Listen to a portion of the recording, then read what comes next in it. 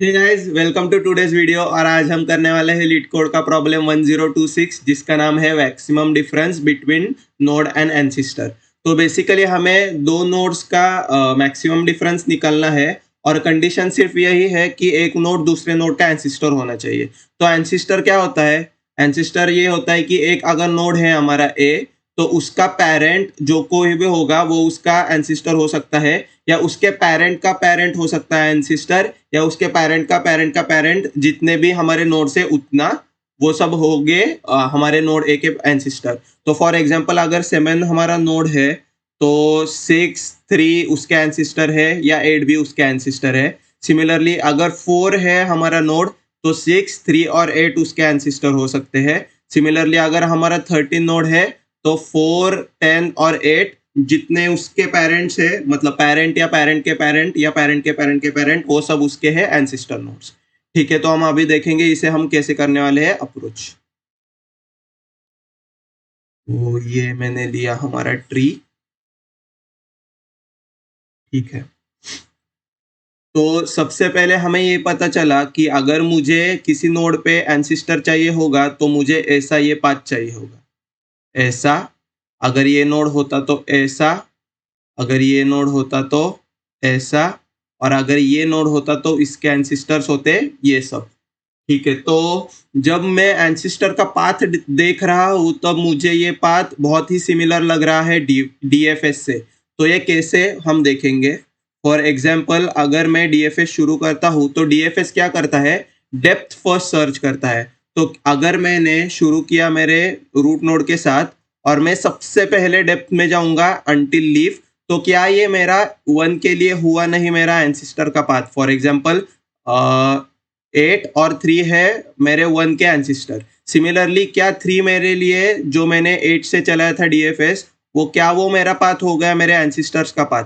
तो हाँ, मेरा ये भी हो गया है एंसिस्टर का पाथ। ठीक है, तो आगे जाकर देखते हैं। अभी हमारा स्टैक स्पेस चल रहा है ऐसे मान लो, और हम थे अभी 8 3 और 1 के इधर, और हमारे पास स्टैक में थे 1 के खुद के दोनों एंसिस्टर 8 और 3। ठीक है, फिर उसके बाद 1 से हम आ गए 3 के पास। तो फिर भी अभी दिख रहा है मुझे कि 3 के जितना एंसिस्टर है वो स्टैक में है। सिमिलरली जब मैं जाता हूँ 6 के तरफ, तो 6 के जो एंसिस्टर होते हैं 3 और 8 वो दोनों होते हैं स्टैक में।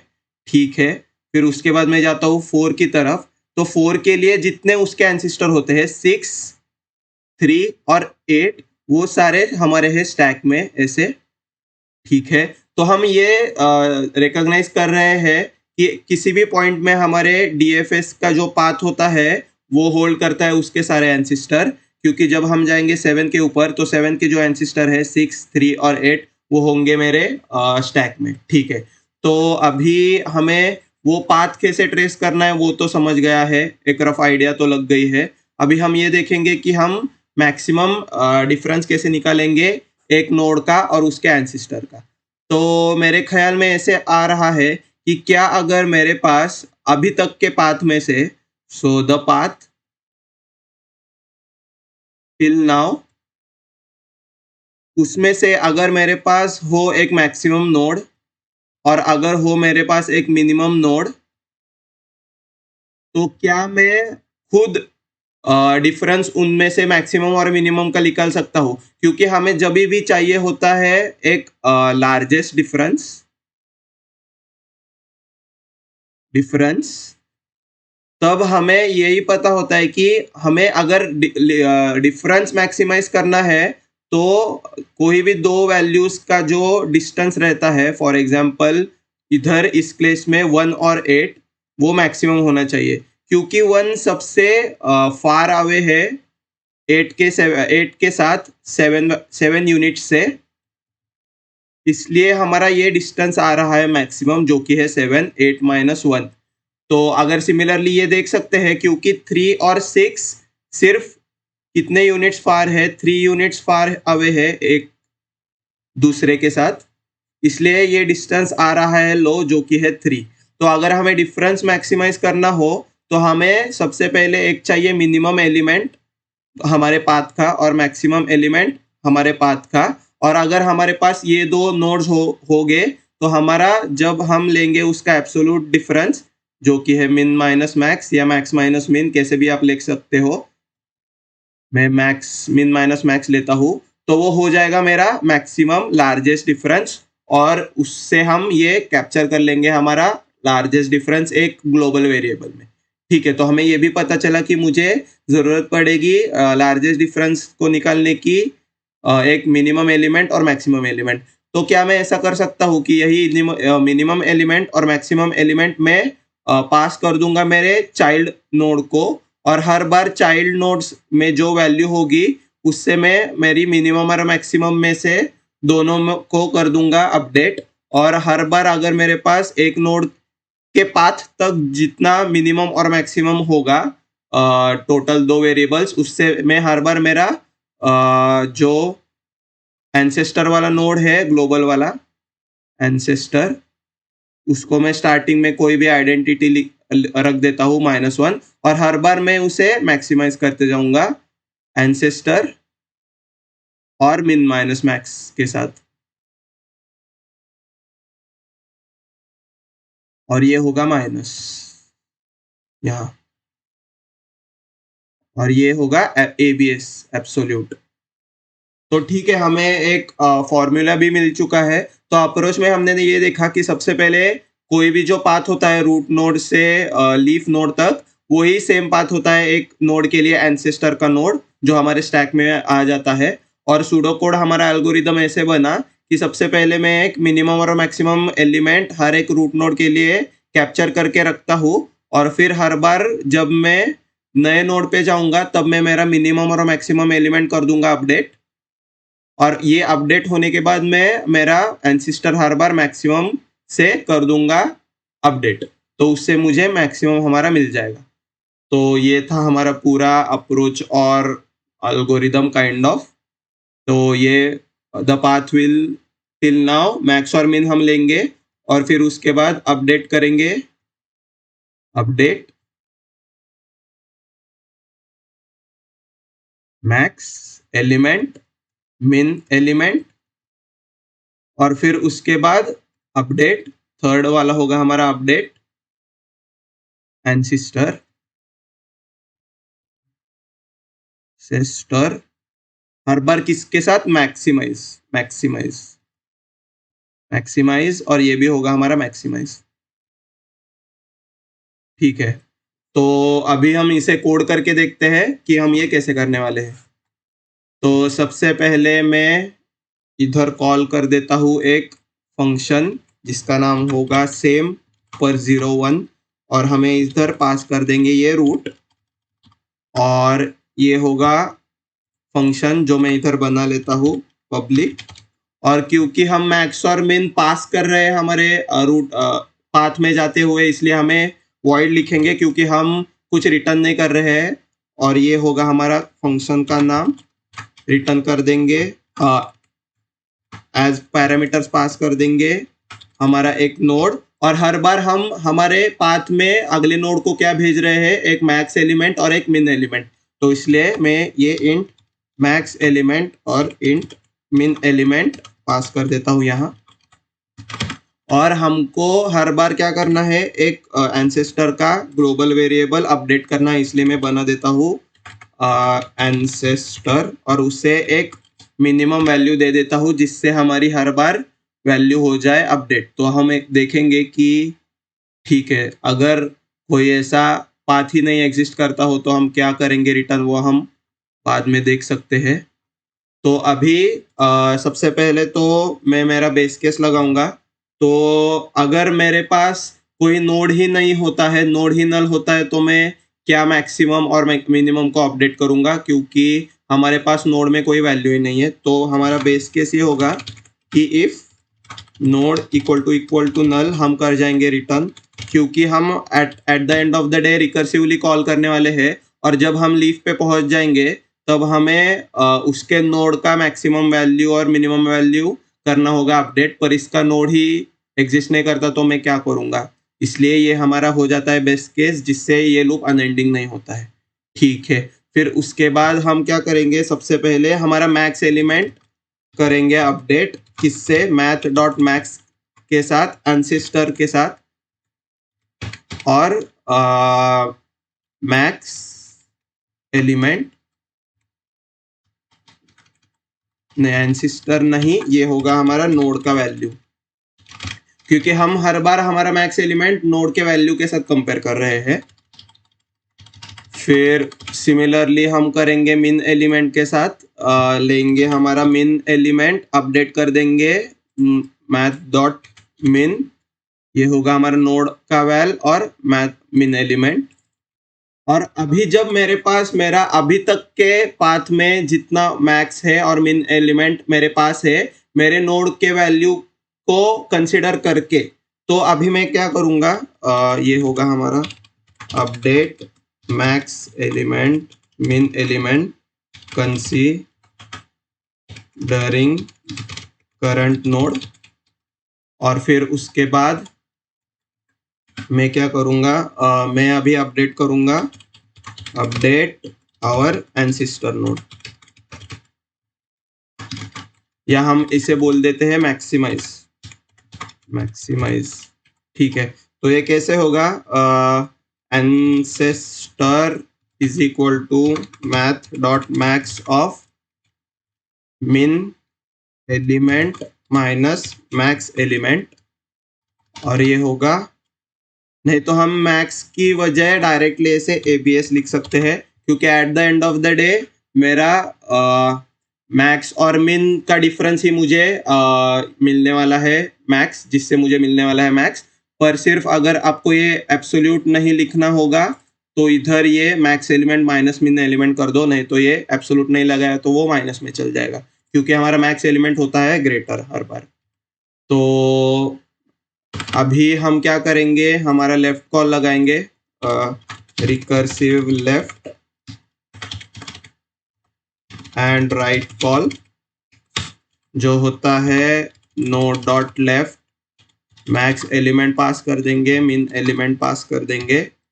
सिमिलरली यही कॉल नोड डॉट राइट लेगा, और ये होगा मैक्स एलिमेंट और ये होगा मिन एलिमेंट। और अभी हमें क्या करना है, तो ठीक है, हमारा सब काम तो हो चुका है। एक बार इसे हम मेन से रिटर्न कर देंगे हमारा एंसेस्टर, और अभी इसको अभी एक बार चला कर देखते हैं हम, और यहाँ ओके ठीक है। तो हमारे खुद के रूट नोड के लिए मैक्स और मिन एलिमेंट हम डालना भूल गए हैं, तो खुद के नोड के लिए क्या होता है मैक्स और मिन एलिमेंट, वो खुद नोड का वैल्यू, इसलिए हम पास कर देंगे रूट डॉट वैल और रूट डॉट वैल दोनों मैक्स और मिन एलिमेंट में। तो ये हो गया ऐसा हमारा कोड, और यहाँ आउटपुट रॉन्ग आ रहा है, एक बार देख लेते हैं बेस केस। फिर max is equal to node का वैल्यू और max element, similarly min element is equal to min of min element math dot, okay ठीक है। तो हमें हर बार एंसेस्टर को देखना है मैक्स करके, तो math dot max of ancestor को आमा, क्योंकि हमें एंसेस्टर को अपडेट करना है, फिर मैथ डॉट एबीएस ऑफ ये होगा हमारा, ठीक है। तो ये एंसेस्टर हम हर बार अपडेट करते हैं, इसलिए हमें मैक्सिमम ऑफ एंसेस्टर और मैक्स और मिन का जो डिफरेंस रहता है उसे करना है मैक्सिमाइज, इसलिए हम इधर मैक्स लिख रहे हैं। तो अभी ये चलना चाहिए, राइट। तो अभी सबमिट करके देखते हैं, ठीक है। तो ये मैंने क्यों किया, ये हम ड्राई रन में एक बार अच्छे से देख लेंगे। बेसिकली हमें एंसिस्टर को मैक्सिमाइज करना था, इसलिए हमें मैक्स में एंसिस्टर को भी पास करना पड़ेगा, नहीं तो हर बार क्या होगा, हमारा नया वाला जो मैक्स और मिन एलिमेंट का एब्सोल्यूट है वही एंसिस्टर के पास जाते जाएगा, और ऐसा भी हो सकता है कि ये मैक्सिमाइज नहीं हो किसी केस में, वो हम देखेंगे ड्राई रन में, ठीक है। तो अभी ये हो गया हमारा सबमिट, हम अभी लिख लेंगे इसे सीपीपी में।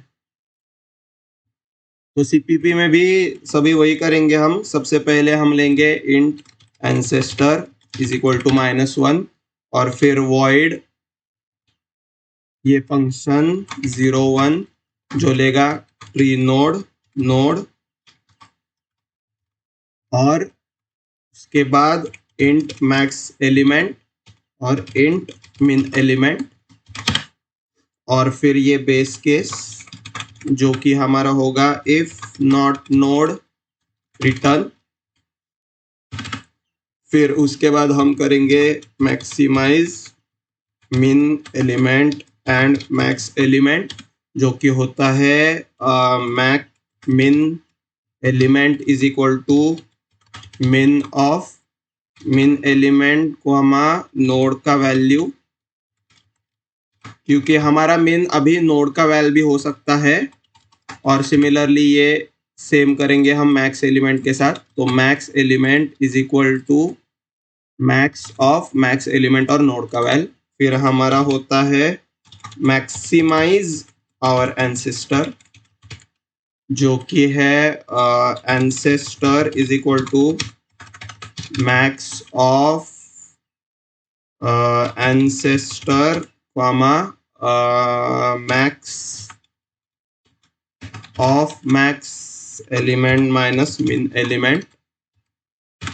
और फिर उसके बाद चलाएंगे हम हमारे left and right recursive call, जो कि होता है मैक्स एंसेस्टर ऑफ 0 1 नोड का लेफ्ट मैक्स ई और मिन ई। और सिमिलरली ये लेफ्ट के पास जाने के बाद हम जाएंगे राइट के पास और सब पाथ्स एक्सप्लोर करेंगे से मैक्स ई और मिन ई को पास करते हुए। और फिर ये फंक्शन हम कॉल करेंगे इधर रूट को पास करते हुए और रिटर्न कर देंगे हमारा एंसेस्टर वैल्यू जो होगा compute after every node is visited. तो ये हम रिटर्न कर देंगे एंसेस्टर। ठीक है, तो अभी इसे एक बार रन करके देखते हैं। और यहाँ एक कॉमा लग गया है ज्यादा, और यहाँ भी no matching function for max. Min और मैक्स का तो होता है फंक्शन, प्रॉब्लम क्या है?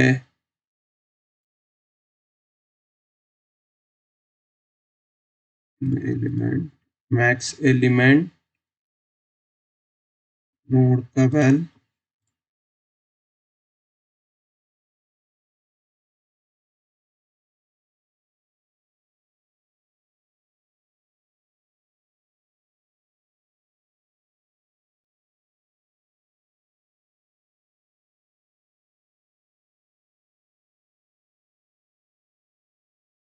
ओके यहाँ एबीएस चलाता था हमें, तो ये है गलती, और कोई गलती है क्या? ठीक है, तो ये एबीएस चलाना था हमें, मैक्स नहीं एबीएस चलाना था। ठीक है, तो इसमें तो हम कैसे मैक्स लेने वाले थे, एबीएस था ये। और यहाँ हम सेंड करने वाले हैं रूट का वैल और रूट का वैल। ठीक है, तो ये रूट नोड के लिए खुद का मैक्सिमम रहता है, खुद का वैल्यू, और मिनिमम भी रहता है खुद का वैल्यू। तो ये अभी हम चला कर देखेंगे एक बार, और ये एक्सेप्ट हो रहा है, सबमिट करके देखते हैं, और ये सबमिट भी हो रहा है। तो हम अभी इसे करेंगे बहुत अच्छे से ड्राई रन और देखेंगे कि एक्चुअली कोड में हो क्या रहा है। तो ये गए हम नेक्स्ट पेज पे, फिर ये लाया हमने हमारा कोड,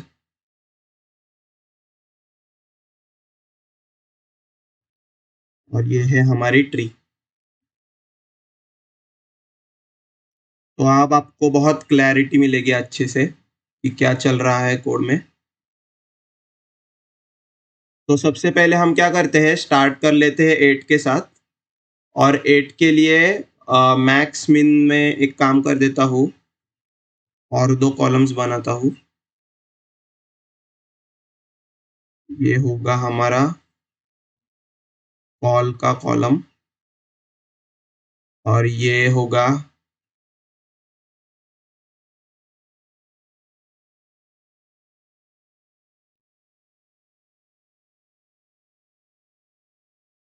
ऐसे ये नोड,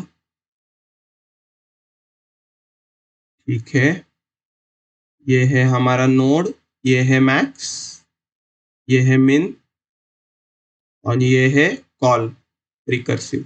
ठीक है, तो अभी हम करते हैं सबसे पहले शुरू। 8 डल जाता है मैक्सिमम 8 के साथ, मिनिमम 8 के साथ, और कॉल चला देता है। सबसे पहले एंसिस्टर कैलकुलेट करता है, तो एंसिस्टर हो जाता है ancestor equal to max of ancestor जो कि है -1, और एबीएस ऑफ 8 - 8 जो कि होता है 0, इसलिए एंसिस्टर बन जाता है 0, और ये चला देता है 8 अपनी लेफ्ट की कॉल। लेफ्ट की कॉल चलने से 3 इधर डल जाता है, और मैक्स कैलकुलेट होता है, मिन कैलकुलेट होता है इधर जो कि है 3, और मैक्स कैलकुलेट होता है जो कि है 8। और फिर से हम क्या करते हैं, एंसिस्टर को कर देते हैं अपडेट, जो कि है 0 comma max of ABS of 8 - 3 जो कि होता है 5, तो इसलिए हमारा एंसेस्टर बन जाता है 5। और फिर 3 खुद क्या करता है, 3 अपना लेफ्ट कॉल चलाता है और ऐड कर देता है 1 को। 1 के लिए मैक्स क्या था हमारा 8, और मिनिमम था 3। पर जब ये यहाँ मैक्स मिनिमम कैलकुलेट होता है, तब हम इसे नोड के वैल्यू के साथ मिनिमम करते हैं, इसलिए 3, 1 से मिनिमम हो जाता है हमारा ये वाला, मिनिमम एलिमेंट हो जाता है 1, इसलिए ये होता है 1 का मैक्स 8 और मिनिमम 3। फिर क्या होता है, हम एंसिस्टर को कैलकुलेट करते हैं जो कि है इक्वल टू 8 - 1 जो कि है 7, इसलिए हम एंसिस्टर को कर देते हैं अपडेट 7 से। फिर उसके बाद क्या होता है, 8 अपना लेफ्ट कॉल चलाता है, पर इधर नल नोड ऐड हो जाता है और हम इधर से कर जाते हैं रिटर्न बेस केस से। फिर 8 अपना राइट कॉल चलाता है, फिर से नल ऐड होता है, और ये हम बेस केस से रिटर्न कर जाते हैं, ये स्टैक से चला जाता है। फिर अभी 1 की तो दोनों कॉल चल चुकी रहती है, इसलिए 1 भी खुद चला जाता है स्टैक से गायब। फिर 3 क्या करता है, 3 खुद अपना राइट कॉल चलाता है और ऐड कर देता है 6 को। 6 क्या करता है, 6 अपना मैक्सिमम कर देता है सेट जो कि है 8, और मिनिमम जो कि होता है 3, क्योंकि 6 वैसे भी मैक्सिमम नहीं होगा और मिनिमम भी नहीं होता, इसलिए ये कुछ चेंज नहीं होता है। पर 6 क्या करता है, अपने लेफ्ट को कॉल लगा देता है। जब ये लेफ्ट को कॉल लगा देता है, पर उससे पहले ये क्या करता है, एंसिस्टर को कर देता है मैक्स और मिन से इनिशियल, मतलब इनिशियलाइज, तो हमारे मैक्स मिन तो दोनों सेम रहते हैं, इसलिए एंसिस्टर 7 ही रह जाता है। फिर 6 अपना लेफ्ट कॉल चलाता है, जब जिससे 4 ऐड हो जाता है। 4 जब ऐड होता है, तब 4 खुद से मैक्स और मिन कैलकुलेट करता है जो कि अभी भी सेम रहते हैं, और 4 फिर से एंसिस्टर को 7 से ही इनिशियलाइज कर देता है। फिर 4 अपना लेफ्ट कॉल चलाता है, ऐड कर देता है नल को।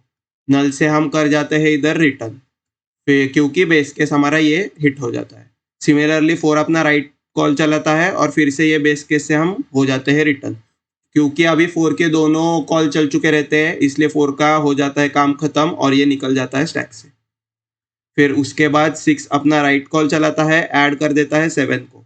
जब ये 7 को ऐड कर देता है, तभी हमारा मैक्स फिर भी 8 होता है, और मिन फिर भी 3 हो जाता है। फिर 7 अपना लेफ्ट कॉल चलाता है, ऐड कर देता है 1 नोड को। ये एंसिस्टर तो फिर से 7 ही हो जाता है इनिशियलाइज, क्योंकि मैक्स और मिन का डिफरेंस अभी तक सेम ही है, 8 माइनस। ओके ठीक है, तो यहाँ 8 - 3 होता है हमारा मैक्स और मिन का डिफरेंस जो कि है 5, पर हमारा एंसिस्टर हर बार हम मैक्स कर रहे हैं, इसलिए ये हर बार 7 ही रहता है। ठीक है, तो अभी एंसिस्टर में कुछ चेंज नहीं आता है। 7 अपना लेफ्ट कॉल चला देता है, नल को ऐड करने से ये बाहर आ जाता है फिर से बेस केस से। फिर 7 अपना राइट कॉल चलाता है, इधर नल को ऐड कर देता है, और फिर नल से क्या होता है, हम रिटर्न कर देते हैं और कुछ नहीं करते फिर से। फिर उसके बाद 7 के दोनों कॉल चल चुके रहते हैं, इसलिए हम 7 स्टैक से निकल जाता है बाहर। फिर 6 के भी दोनों कॉल चल चुके रहते हैं अभी तक, इसलिए 6 भी चल जाता है स्टैक से बाहर। और यहाँ 3 के भी दोनों कॉल चल चुके रहते हैं, इसलिए 3 भी स्टैक से चला जाता है बाहर। तो हर बार जब 8 और 3 हमारा मैक्स और मिन था ना, तब हमारा एंसेस्टर अपडेट ही नहीं हुआ था, एंसेस्टर तभी अपडेट हुआ था जब हमारा मैक्स था 1 और मिन था, मैक्स था 8 और मिन था 1, जिससे हमारा डिफरेंस हो गया था 8 माइनस 1 जो कि है 7, इसलिए 7 एक बार अपडेट हुआ था। पर उसके बाद हर बार हम जब ये पाथ क्रॉस होने के बाद ये पाथ जो ट्रैवल कर रहे थे हम, ये वाला पाथ, तब हर बार हमारा मैक्स और मिन था 3 और 8 ही, इसलिए हर बार हम 8 माइनस 3 इज इक्वल टू 5 आता है। और ये हमारा मैक्स क्यों नहीं होता एंसिस्टर री इनिशियलाइज, क्योंकि हम मैक्स ऑफ 5,1 मैक्स ऑफ 5,7 करते हैं इधर, और जो 7 ही रहता है, इसलिए हर बार एंसिस्टर 7 से ही इनिशियलाइज होता जाता है। तो ये हर बार 7 से ही इनिशियलाइज होता है क्योंकि ये हमारे 8 माइनस 3 का डिफरेंस ऑलवेज हो जाता है 5 से 5। ठीक है, तो फिर अभी क्या होता है, 8 अपना राइट कॉल चलाता है। 8 जब राइट कॉल चलाता है तब ऐड हो जाता है इधर 10 नोड। फिर 10 का मैक्स हो जाता है खुद 10 और मिन हो जाता है 8। फिर उसके बाद हम क्या करते हैं, फिर से एंसिस्टर को कैलकुलेट करते हैं, जो कि है max of 7 comma max element 8 minus 10 minus 8, जो कि है फिर से इक्वल टू 7 मैक्स, इसमें ये क्योंकि आ जाता है 2, और यहाँ का मैक्स अभी भी 7 है, तो एंसिस्टर फिर से री इनिशियलाइज होता है 7 से। ठीक है, तो फिर उसके बाद 10 अपना लेफ्ट कॉल चला देता है, इधर नल ऐड होता है, नल से हम कर जाते हैं रिटर्न बेस केस से। फिर 10 अपना राइट कॉल चलाता है, ऐड हो जाता है 14। 14 क्या करता है, 14 अपना मैक्स कर देता है इनिशियलाइज इधर, जो कि है 14 खुद, और मिन जो है वो 8 ही रहता है इस पाथ के लिए। ठीक है, फिर उसके बाद क्या होता है, हम फिर से एंसेस्टर को मैक्सिमाइज कर देते हैं, तो ये होता है 7 कॉमा 14 माइनस 8, तो अभी भी हमारा एंसेस्टर रह जाता ही है 7 ही। ठीक है, तो फिर उसके बाद 14 क्या करता है, अपना लेफ्ट कॉल चलाता है, ऐड कर देता है 13 को। 13 अपना मैक्स सेट करता है 14 से 14 को ही, और मिन भी होता है इसका 8 ही, इसलिए इसका एंसेस्टर फिर से क्या होता है, इनिशियलाइज 7 के साथ ही, यही कंडीशन पूरी वैसे की वैसी चल जाती है। फिर 13 अपना लेफ्ट कॉल चलाता है, ऐड हो जाता है नल। जब नल यहाँ ऐड हो जाता है तब कुछ नहीं होता, बेस केस से हम रिटर्न कर जाते हैं। फिर 13 अपना राइट कॉल चलाता है, ऐड हो जाता है 1 नल। फिर से हम नल से बेस केस से निकल जाते हैं बाहर और रिटर्न कर जाते हैं यहाँ से। फिर 13 के दोनों कॉल चल चुके रहते हैं, इसलिए 13 हट जाता है पूरे स्टैक से। ठीक है, फिर 14 क्या करता है, 14 अपना राइट कॉल चलाता है, ऐड कर देता है नल को, पर फिर से हम नल से कर जाते हैं रिटर्न, और 14 के दोनों कॉल चल चुके रहते हैं, इसलिए 14 भी हट जाता है स्टैक से। फिर 10 के भी दोनों कॉल चल चुके रहते हैं, इसलिए 10 भी चला जाता है स्टैक से। और फिर 8 के भी दोनों कॉल चल चुके रहते हैं, इसलिए 8 भी चला जाता है स्टैक से। तो हमने ये पाथ अभी ट्रेस किया है, तो ये 18 चला जाता है स्टैक से, और फिर एट द एंड हम कर देते हैं एंसेस्टर को रिटर्न, जो कि है 7, जो हमारा आंसर है। तो आई होप गाइज आपको ये पूरा कोड कैसे चल रहा हो वो पता चल गया हो।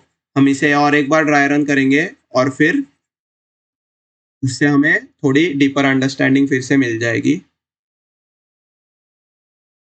अगर आपको मेरा थोड़ा एक्सप्लेनेशन फास्ट लग रहा हो तो आप उसको स्लो भी कर सकते हो और देख सकते हो आराम से, कोई जल्दी नहीं है हमें। तो ये है हमारा 3 4 8 2 1, 1 को थोड़ा बाद में लेते हैं, 10 8 15 9 6 5। ठीक है, तो ये हमारा ट्री है। हम स्टार्ट कर देते हैं नोड के साथ, रूट नोड जो कि है 3। 3 का मैक्स सेट होता है 3, मेन होता है सेट 3, और 3 कॉल कर देता है लेफ्ट को। लेफ्ट को कॉल करने के बाद हमारा ऐड हो जाता है 4, पर उससे पहले हम एंसिस्टर को कर देते हैं मैक्सिमाइज, जो कि है एंसिस्टर खुद कॉमा मैक्स माइनस मिन, जो कि है 0 3 माइनस 3, इसलिए हम एंसिस्टर को बना देते हैं इधर 0। ठीक है, फिर उसके बाद 3 अपना लेफ्ट कॉल चलाता है यहाँ, और ऐड कर देता है 4 को।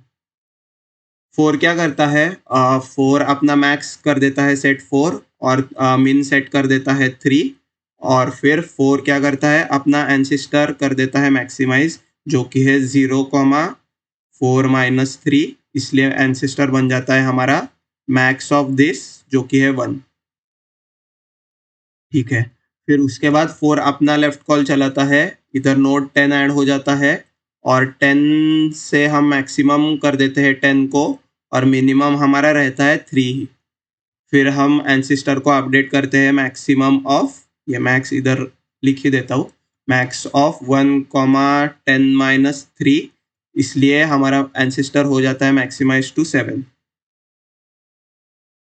फिर उसके बाद 10 अपना लेफ्ट कॉल चलाता है, ऐड कर देता है नल को, पर उससे रिटर्न कर जाते हैं हम बेस केस से, तो ये नल हट जाता है स्टैक से। 10 अपना राइट कॉल चलाता है, ऐड कर देता है 8 को। 8 क्या करता है अपना मैक्सिमम फिर से 10 को ही सेट करता है, मिनिमम भी 3 ही रहता है, तो ये एंसिस्टर को री इनिशियलाइज कर देता है कैसे 7,10-3 जो कि है फिर से 7 इसलिए ये हमारा एंसिस्टर रहता है 7। फिर उसके बाद 8 अपना लेफ्ट कॉल चलाता है, ऐड कर देता है नल को, रिटर्न कर जाता है बेस से, बेस केस से। फिर अपना राइट कॉल चलाता है 8, ऐड कर देता है नल को, रिटर्न कर जाता है बेस केस से। तो अभी 8 के दोनों कॉल्स चल चुके रहते हैं इसलिए 8 खुद चला जाता है स्टैक से। फिर हम देखते हैं कि 10 की भी दोनों कॉल चल चुके हैं इसलिए 10 भी चला जाता है स्टैक से और हम आ जाते हैं इधर 4 के ऊपर। फिर उसके बाद क्या होता है 4 अपनी राइट की कॉल चलाता है और ऐड कर देता है यहाँ 15 को। 15 अपना मैक्सिमम सेट करता है 15 और मिनिमम रहता है उसका 3 इसलिए हम क्या करते हैं मैक्सिमाइज करते हैं एंसिस्टर को जो कि है 7,15-3 जो कि है इक्वल टू 12 इसलिए एंसिस्टर हमारा हो जाता है अपडेट 12 से। फिर उसके बाद हम क्या करते हैं 17 अपना लेफ्ट कॉल चलाता है और ऐड कर देता है इधर 9 को। तो अभी हम ये बात कर रहे हैं ट्रेस। फिर उसके बाद जब 9 आ जाता है यहाँ तब 9 खुद अपना मैक्सिमम 15 ही रख देता है और मिनिमम उसका रहता है 3 और फिर ये मैक्स और मिन कैलकुलेट करने के बाद एंसिस्टर को फिर से कैलकुलेट कर देता है और ये एंसिस्टर रह जाता है सेम। फिर उसके बाद 9 अपना लेफ्ट कॉल चलाता है जिससे ऐड हो जाता है नल और नल से हम रिटर्न कर जाते हैं फिर से बेस केस से। 9 अपना राइट कॉल चलाता है, ऐड कर देता है स्टैक को नल में, नल स्टैक पे और फिर नल से हम फिर से रिटर्न कर जाते हैं। और जब 9 के दोनों कॉल चल चुके रहते हैं इसलिए 9 खुद स्टैक से चला जाता है। फिर 15 अपना राइट की कॉल चलाता है, ऐड कर देता है 6 को, पर अभी मैक्स और मिन सेम रहते हैं क्योंकि 6 इन दोनों के रेंज के अंदर बिलोंग करता है इसलिए हमारा मैक्स अभी तक अपडेट नहीं होता है। 6 अपना राइट और लेफ्ट चलाकर नल को फिर से ऐड कर देता है और ये नल दोनों टाइम हमें रिटर्न कर देता है बेस केस से। फिर उसके बाद 6 खुद हट जाता है स्टैक से क्योंकि इसके दोनों कॉल लग चुके रहते हैं ऑलरेडी। फिर 15 खुद चला जाता है स्टैक से क्योंकि इसके भी दोनों कॉल हो चुके हैं होते हैं अब तक एग्जीक्यूट। और फिर हम पहुंच जाते हैं 4 के ऊपर और 4 भी रिटर्न कर जाता है क्योंकि उसके भी दोनों कॉल चल चुके रहते हैं एग्जीक्यूट पूरे। तो अभी हम क्या करते हैं 3 से लगाते हैं अपना राइट कॉल और राइट कॉल से स्टैक में ऐड हो जाता है 8। 8 अपना मैक्स कैलकुलेट कर देता है जो कि है 8 और मिन उसका रहता है 3।